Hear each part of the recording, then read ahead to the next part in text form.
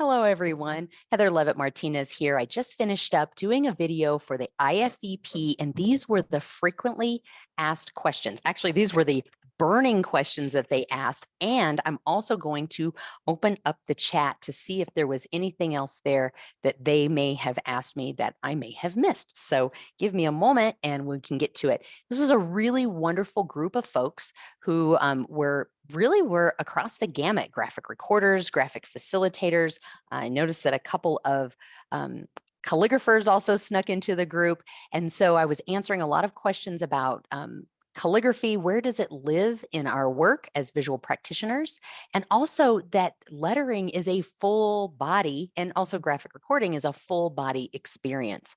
And so these are some of the burning questions that came up, and I'll answer them both verbally, and if I need to show a demo with the markers in my paper, I'll certainly do that as well.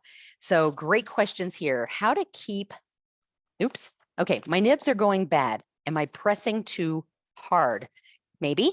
It might be that you're not keeping them inked. So one of the things that I said in the session was that sometimes when we're using a nib, it doesn't matter which kind, but I notice it happens a lot with the brush that I will tend to push harder if it's running out of ink, just not realizing I'm trying to push the ink out of it.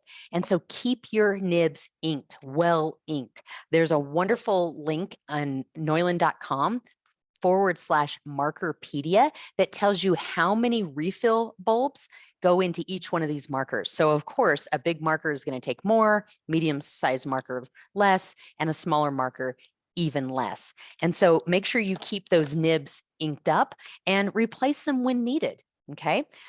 When working live, I find my ink dries out so quick. Is that normal?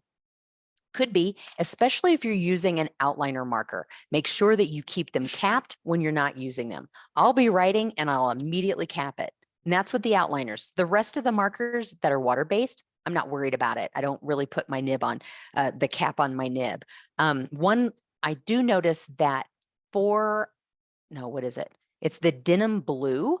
That 304, that tends to dry out pretty quickly. Or is it 403? Anyway, the denim blue, that tends to dry out a little bit quickly too. So whenever I'm going to a job, if I'm taking denim blue or outliner, I take twice as many, maybe even 3 times as many markers as I think I'm going to need.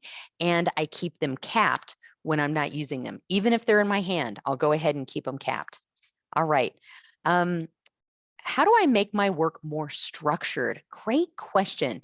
That's not really a lettering question, though it's fine. If you're talking about graphic recording, I will tell you that before every job I'm doing, I draw out potential layouts so that I have a structure in my mind. Now, they don't always go that way, but at least I feel a little bit more confident going into the session that my work will have some structure. You can also look at different types of layouts. If you're like, well, I don't really want to draw every single thing, have in your mind or in your library of different types of templates or structures. So are you going to be working in the round like a mind map? Are you going to work more in a linear fashion or going down and then up? Are you going to work in more of a diagonal? Sometimes my whole structure looked like a film reel that went at a diagonal, and then I would draw, not diagonal, but horizontally throughout that piece. So, creating a template or some type of a structure before you go into a job is great. And as a graphic facilitator, I'm all about templates. So my graphic facilitation has a lot of structure. So I highly recommend that. If you'd like to learn about that from me, I teach a class called Appreciative Inquiry plus Visuals equals Meeting Design. And we create structures, visual structures, to have breakthrough appreciative conversations. You can see that through the Center for Appreciative Inquiry where I teach. Let's see, tips to move from digital. And I think it just said tips to move from digital. That's all I see here. So I don't see that as a question. Question from a lefty. I'm a lefty. So that is specific? I would love to hear that. Okay. So love lefties. Email me if you are a lefty. I will give you a free one-to-one session because I love working with lefties. And I have a lefty portal that I collaborated with Laura Lahai. She is an incredible lefty visual practitioner and lettering artist. And so reach out to me if you are a lefty. Someone recommended my book. Thank you so much. How to write rapidly with italic, not capital script. Okay, so this, if you know italic, meaning the italic lettering style, not the choose italic on your computer screen, but an italic lettering style, there is a lowercase to that. Something that's very similar to that is architect minuscules. That's the lowercase architect lettering style that I teach. If you were to use that coupled with the hand learning lettering pad in the back where there's these slope lines, you could write architect and a slope, and that's really close to italic. Otherwise, I recommend taking an italic calligraphy class. Another great resource that I have for you, if you want to say, I don't want to take calligraphy, but I want to take something that's closer for visual practitioners. Paula Fagerberg taught a wonderful lettering class in Lettering with the Masters. You can purchase that either through my website as the full class, you get the full year, or you can just get her session. Another italic class that changed the way I worked was Sharon Zoigan, also Lettering with the Masters. She taught rhythmic italic, and it's lowercase and uppercase, but mainly lowercase. And that changed the way that I do graphic recording. So I would highly recommend one of those three, and reach out to me if you want the links to those. Using a chisel marker to write on a flip over. So flip over also means flip chart, and using a chisel marker or a wedge nib marker. When I hear flip over, I think about it being vertical, maybe a little slanted, and maybe not so sturdy. So a wedge nib marker is wonderful. Now, in this session, we talked about round, brush, and wedge nibs. What do you love? What don't you love? Kind of demystified some of them. When it comes to a wedge, working on a flip chart marker, I often use the face of the marker. What do I mean by that? Let me show you. Let's go to my overhead cam and let me show you what I mean by that. Now, I talked about the different parts of the marker in the session here. Let's see if I still have that piece of paper. Oh, I don't know if it got torn off or what, but I will redraw it for you here. So the wedge nib marker,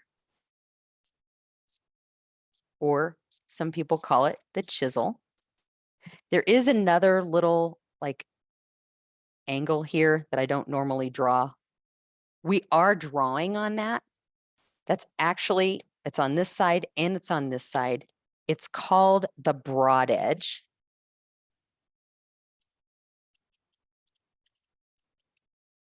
We also have the tip, the heel,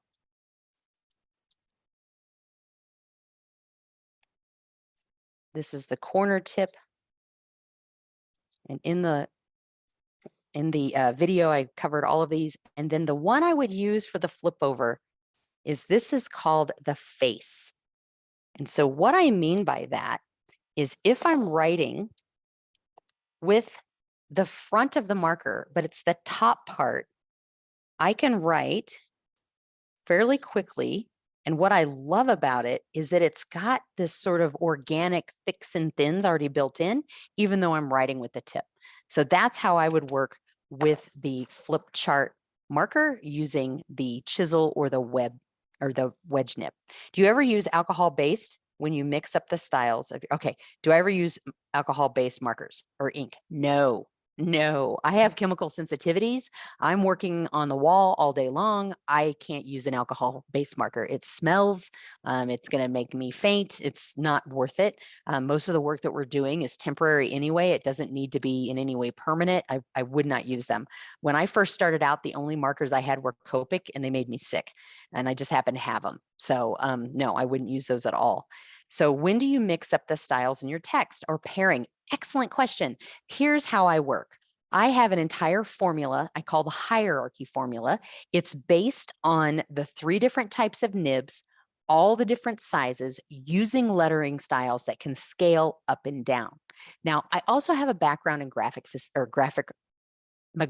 designer. Sorry, so many terms.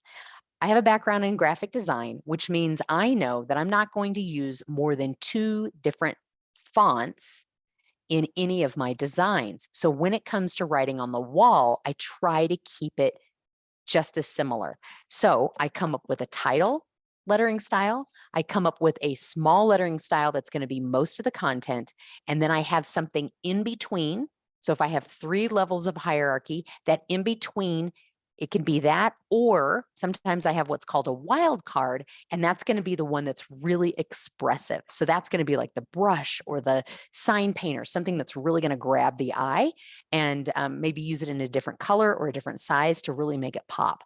So if you're interested in learning more about my hierarchy formula, it's sort of like if you learned architect from me, that's like arithmetic, right? Addition, subtraction. If you take my level up your lettering course, that's like multiplication, long division, and let's get into some really complicated work, right?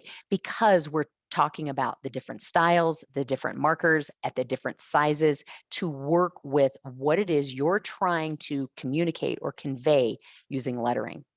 All right, another question here. Is there a standard brush nib set for Fresco or Procreate? Well, we didn't really talk about digital. I don't know if there's a standard brush nib set for any of those. I think it depends on your feeling about it. I will tell you that when I teach digital lettering, I say try to create a nib or buy it or whatever that's going to look like, or a brush, a digital brush that's going to look like your marker nib. Now, there's some really great sets out there. I know that Malgosia Costeca has one that's made for Procreate. I use Fresco, and I use 2 different types. Yeah, 2 different types of brush nibs, a round monoline, and I use that almost exclusively, or I make one that's just an oval that's actually pointed at about 23 degrees backwards. And I have a whole, like, here's how you set up the nib kind of thing that you can email me and I can send to you. The other thing I think about is hierarchy.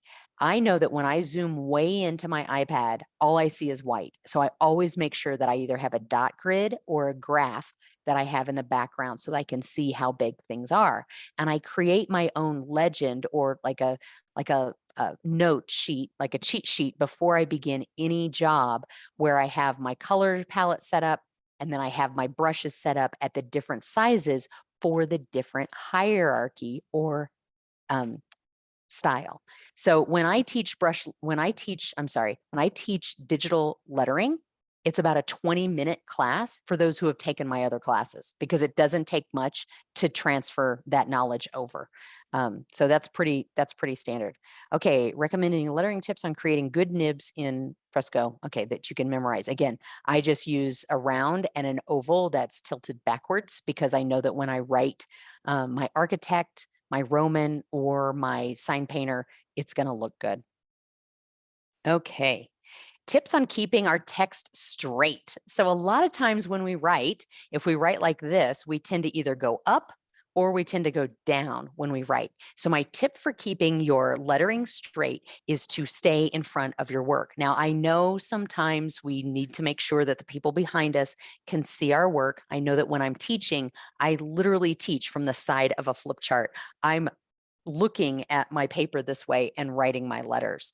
That has taken me a lot of time and practice in doing that. But if you're just starting out, just stay in front of your letters. Keep everything at eye level if you can. If you need to squat down or sit in a chair or get on a stool, try to keep your work right in front of you. That's really going to help. If you're like me, I have an astigmatism. And so I can't wear my reading glasses when I'm working, because I need to see maybe the presenter or the PowerPoint that's being presented. And I can't wear my faraway glasses because I need to be able to see my chart. So in order to keep especially my title straight, I use a pencil. I draw a line. I draw 2 lines if I need to as my guidelines, and I use those, because before I started doing that, my letters will get small and big and small and big, and they're not always straight. So using a pencil is not cheating, and nobody else can see it across the room as long as you're not really making it a dark line. You can always go back and erase. All right. Something about recording. Do you start with a template or format in mind? Yep, we talked about that. I use a lot of charts, templates and things like that. All right. Let's pause this, and I'm going to go check out and see what was in the chat. Well, I captured almost all of the questions that were in the chat in the recording that we just had, but we had a few other questions that I want to make sure that we get, and be sure to check out the links that go along with this video. And so here we go. Here's one. It says, how do you write with a fine one art? The nib is so long and flexible. That is a great question. So let me grab mine and I'll show you. I will say that a lot of sketchnoters love the fine one art because it's really great for shadows. So if you're writing, if you're drawing something at a small scale, I'm just going to try to draw a circle and then maybe give it a little bit of a shadow. I can also put a little bit of a shadow this way, which is really great. You can use the side of it. So think of your brush marker, you know, the ones that come, the number ones and the big ones are sort of shaped like that, but this one is shaped so small, so narrow and tall. You're still going to use the side when you want to get the broad edge, and you can use the tip for drawing. And so they can be really nice like a brush. You can have some really changing really thick lines or thin lines. And then when it comes to writing with the brush, it can be a bit of a challenge because when we do our brush, our scales where we go really, really, you know, when we talk about going horizontal and using the side of the brush and then coming up and then coming up and then coming up, look at all of those different lines that we have. We get the same thing when we're using a number one. But here's the thing, the number one is much thicker and it kind of, you can be heavy handed with it.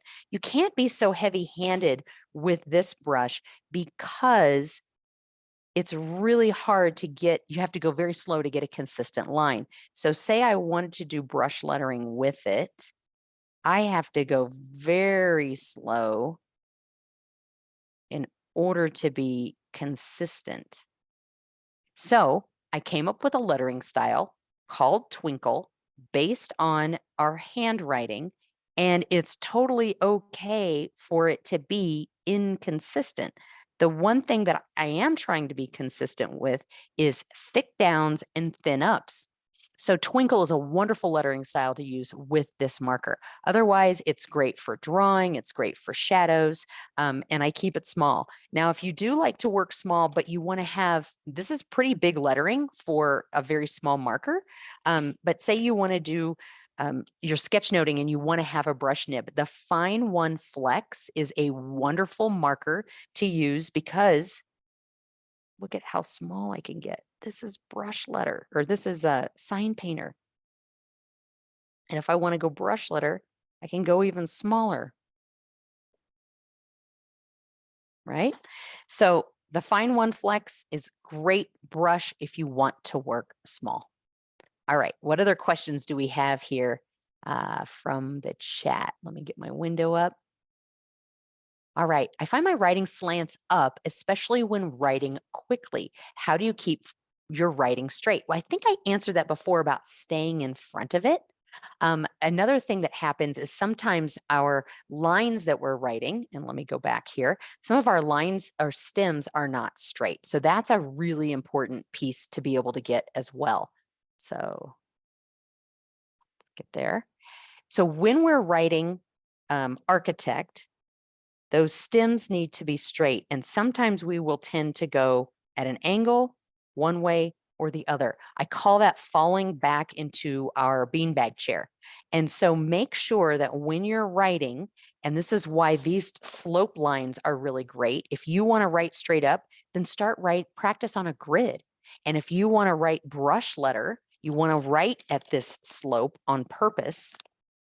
If you are a righty, it's really easy to pull here, and it's really easy to start slanting your letters more that way than straight up. This has got a little bit of a slant because that's naturally how we do brush lettering. But say you want to do architect at a slant, that kind of feels kind of weird.